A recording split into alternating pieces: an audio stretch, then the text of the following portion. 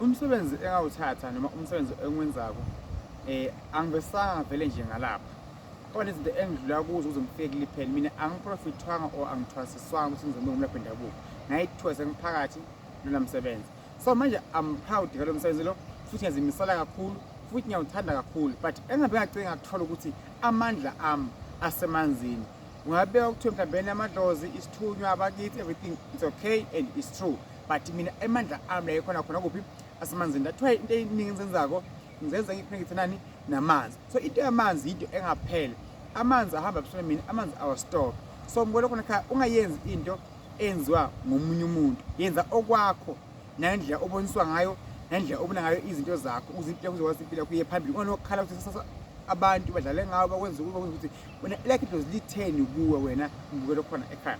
So ngithaza mina ngifisa ukuthi ekudinga konke ngigcina impilo yami ngiyibona iya phambili and abangizibe part of those lami noma ngumsebenzi wami engona ngala ngidlile futhi ngiyaphila ngawo lona msebenzi.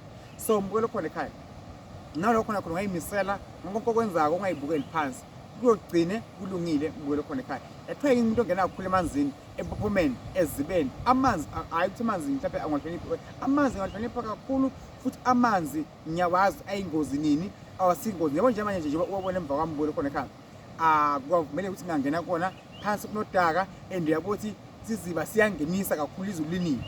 Kodwa ikhona indawo engihamba ngene kuyo bangivumela ngene kuyo, but la angivumele ngena bangamane ngikwenze ukunikela kuphela kwathi ebusuku ngibona izinto eziningi ngikwazi ukuthi amandla emaningi ngoba akukho njengoba ngangena emanzini amalanga lawa izulu linile sifuna nganikeli. No, kumele nginikele ngibukela khona ekhaya.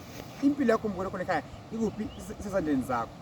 Mawuhleli yahlala wasuma naye yasukuma kula kubusise ngibukela khona ekhaya. Uma ubonda upheka ibhodwe abaningi bayakunaki bakunaka isikhani sophakela ngoba basuze babotha okay ibhodwe lakho selivuthiwe ngibukela khona ekhaya. Engikwenzako nami lokhu ngiyapheka kuyawugcina kuvuthiwe. Abaningi nabesevuthiwe babona ngani bafuna ukuthi ube umuntu onemali kahle kahle ngibukela khona ekhaya.